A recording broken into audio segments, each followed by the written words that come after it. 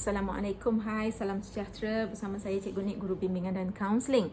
Okey, pernah tak murid-murid rasa tak ada mood, kurang bersemangat untuk meneruskan pembelajaran secara PDPR?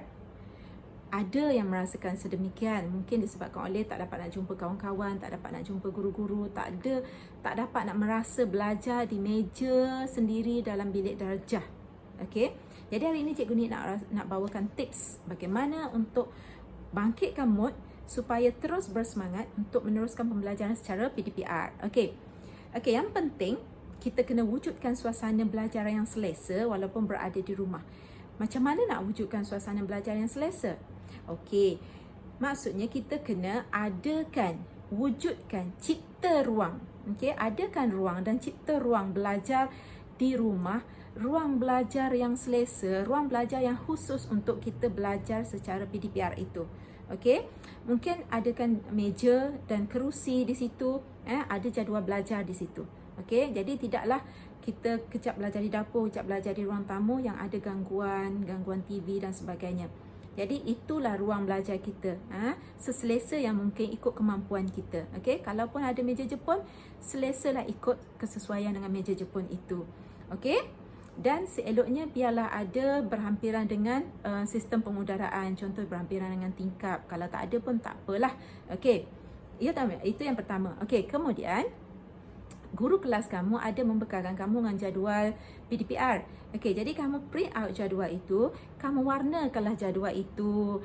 Warnakan jadual itu berbeza untuk setiap subjek mungkin, berbeza setiap hari ke mungkin, ikut cita rasa sendiri supaya apabila kamu melihat jadual PDPR itu, kamu rasa seronok. Sebab apa? Sebab mata kita sukakan kepada sesuatu perkara yang cantik. Jadi bila jadual belajar kita dah cantik, akan membangkitkan mood dalam diri kita untuk meneruskan belajar.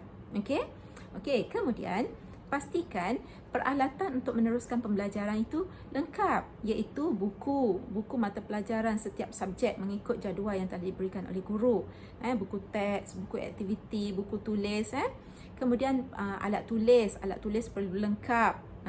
Kemudian buku catatan, itu penting supaya kita boleh meneruskan pembelajaran dengan baik, dan juga gadget untuk kita gunakan sewaktu proses PDPR.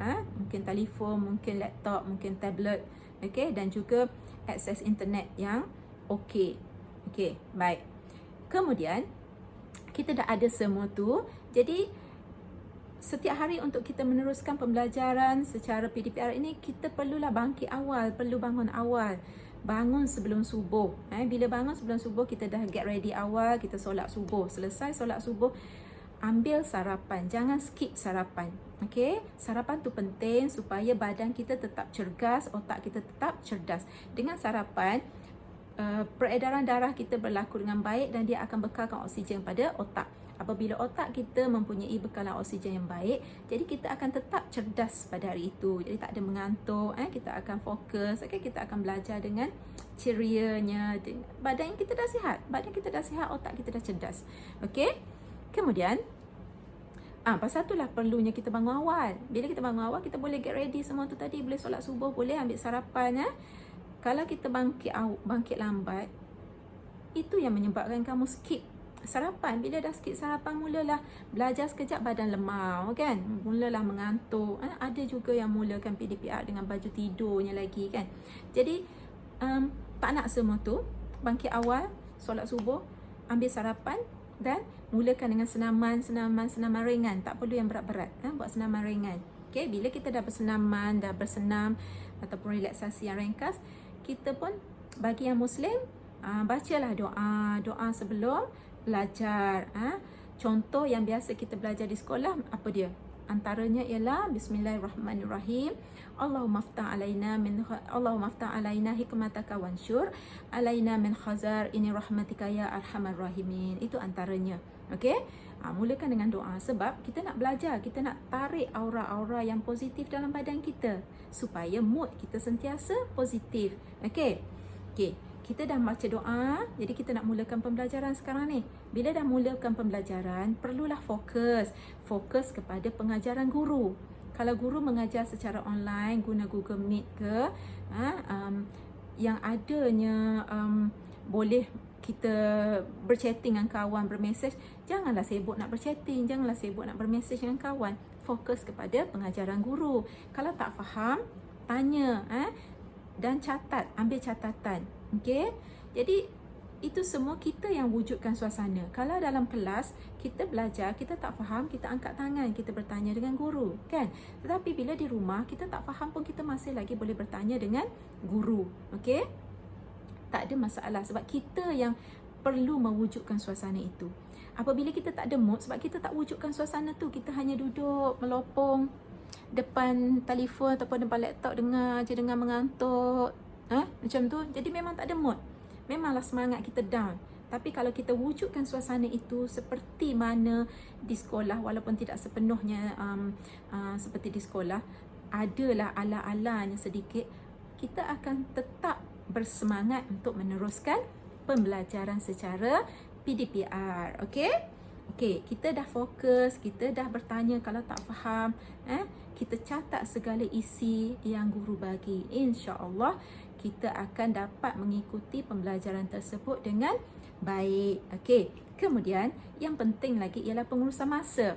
Pengurusan masa maksudnya kena bangun awal. Tadi cikgu ada sebut perlu bangun awal. Jadi untuk kita bangun awal, mestilah tidur awal. Untuk you all murid sekolah rendah, perlukan tidur yang cukup. Jadi untuk tidur yang cukup, kamu perlu tidur awal. Tidur awal tu maksudnya mungkin dalam pukul 10.30 ataupun hingga pukul 11. Jangan lebih pada pukul 11. Ini ramai yang tidur dah lewat malam. Bila cikgu tanya buat apa? Tengok YouTube, tengok movie, main game, main gadget, kan? Sampai pukul 1 pagi, pukul 2 pagi. Yang itu tak nak lah macam tu. Bila kita dah tidur lewat, maksudnya pagi esok kita akan bangun lambat lah. Kita tidur lambat, kita akan bangun lambat. Jadi murid sekolah rendah ni, kanak-kanak, kamu masih kanak-kanak, perlu tidur awal. Jadi boleh bangkit awal, bangkit sebelum subuh, mungkin 15 minit sebelum subuh, bangkit, mandi semua, dah solat subuh, dah get ready. Okay? Jadi bukan tak boleh nak main game, bukan tak boleh nak main gadget, boleh, masih boleh. Tetapi letakkan dalam jadual belajar kamu tu masa mana untuk main gadget. Mungkin setengah jam sehari sahaja. Okay? Masa mana waktu riadah kamu.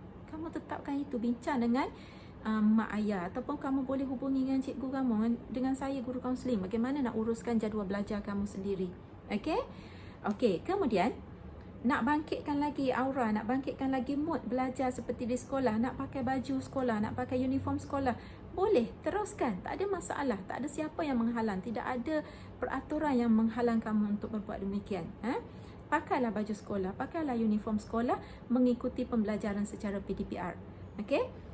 Kalau pagi ada kelas pagi tu secara online berhadapan dengan guru, ikutlah, pakailah baju sekolah yang kamu nak pakai. Kalau hari tu ada co-curriculum, kamu nak pakai unit uniform, pakailah, tak ada masalah. Mungkin itu caranya, salah satu cara boleh membangkitkan mood kamu seperti berada di sekolah. Okey? Okey, jadi cikgu rasa itu saja untuk kali ini. Jadi kita jumpa lagi untuk sesi seterusnya. Jadi teruskan, tarik aura yang positif, bangkitkan mood yang positif supaya kita sentiasa bersemangat untuk pembelajaran. Okey. Okey, cukup sahaja untuk kali ini. Jadi, wow, saya positif, kekalkan aura yang positif dalam diri. Okey, kita jumpa lagi. Bye. Assalamualaikum.